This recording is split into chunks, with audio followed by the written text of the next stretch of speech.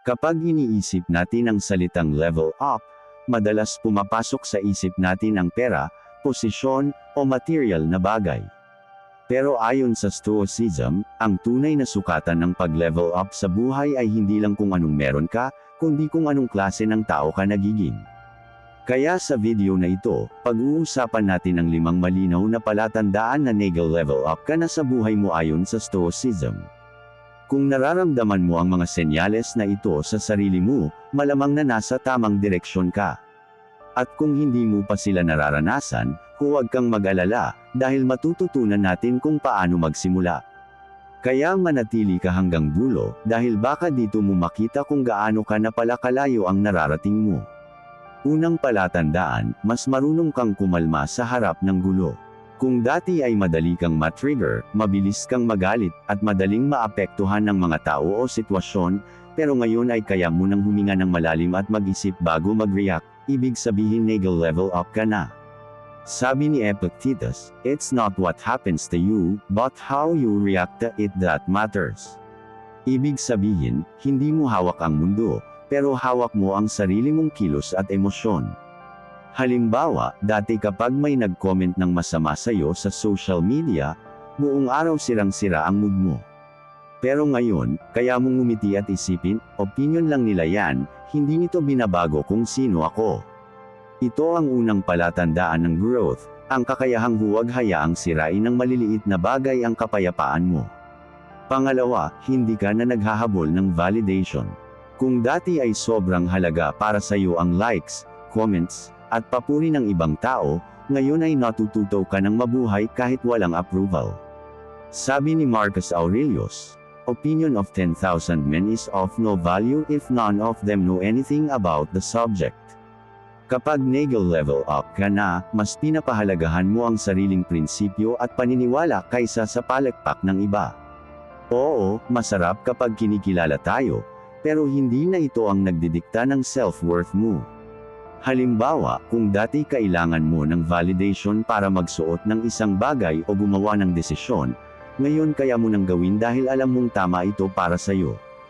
Kapag naabot mo ang puntong yan, ibig sabihin nagsisimula ka ng mabuhay para sa sarili mo, hindi para sa mata ng iba. Pangatlo, mas pinipili mo ang disiplina kaysa sa instant gratification. Sa Stoicism, isa sa pinakamahalagang aspeto ng pag-level up ay ang kakayahang kontrolin ang sarili. Hindi ito tungkol sa pagbawal sa kasiyahan, kundi sa kakayahang piliin kung ano ang makabubuti sa'yo sa long term. Kung dati ay inuuna mo ang saya ngayon, binge-watching, pag-scroll ng social media buong gabi, gastos sa luho, ngayon ay natututo ka ng magpigil at ituon ang oras at energy mo sa mga bagay na may long-term value. Halimbawa, sa halip na gumastos agad kapag nagkaroon ng extra pera, iniipon mo ito o ini-invest. O kaya, imbes na gumising ng tanghali, pinipili mong magising ng maaga para magbasa, mag-aral, o mag-ehersisyo. Ito ang sinasabi ni Seneca, "No man is free who is a slave to his passions." Kapag kaya mo nang kontrolin ang sarili mo, hindi na ikaw ang alipin ng mga gusto mo, ikaw na ang may hawak ng direksyon ng buhay mo. Pang-apat, mas naiintindihan mo na ang value ng inner peace.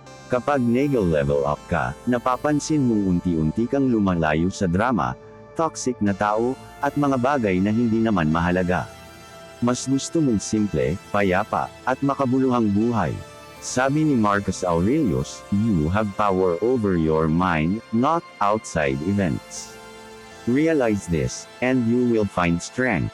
Kung dati ay gusto mong laging kasama sa ingay at spotlight, ngayon ay natututo ka ng pumili ng katahimikan.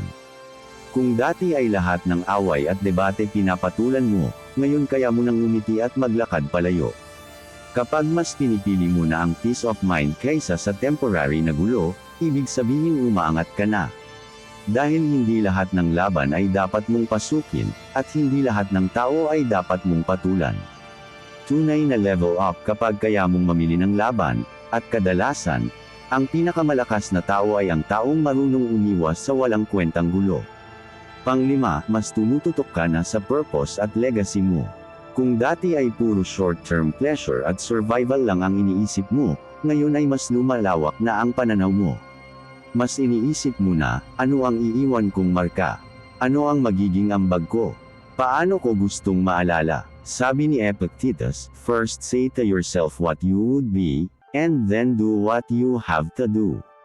Kapag Nagel level up ka, mas malinaw na sa'yo kung sino ang gusto mong maging, at hindi ka na basta-basta nadadala ng agos ng mundo. Nagsisimula kang mag-invest sa sarili mo, sa skills, sa kaalaman, at sa relationships na may tunay na halaga. Hindi lang ito tungkol sa pera o success, kundi sa bagay na mas malaki pa sa'yo. At yan ang sukatan ng tunay na growth, hindi lang para sa sarili, kundi para sa mga taong darating pa pagkatapos mo. Ngayon, balikan natin. Mas marunong kang kumalma sa harap ng gulo. Hindi ka na naghahabol ng validation.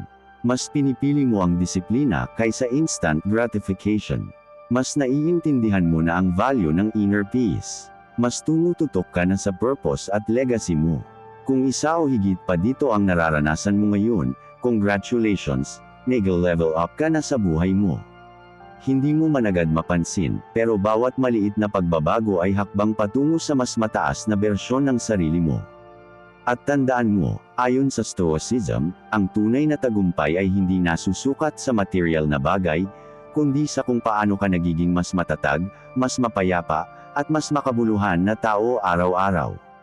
Kung gusto mo pang matuto kung paano gamitin ang Stoicism para sa self-mastery at growth, huwag kalimutang i-like ang video na ito, mag-subscribe, at i-share sa kaibigan mo na nangangailangan ng reminder na Nagel level up na siya. Ito ang Stoic mindset, at kung nasa journey ka na dito, huwag mong kalimutang ipagpatuloy. Dahil ang tunay na kalayaan, kapayapaan, at tagumpay ay nasa loob mo.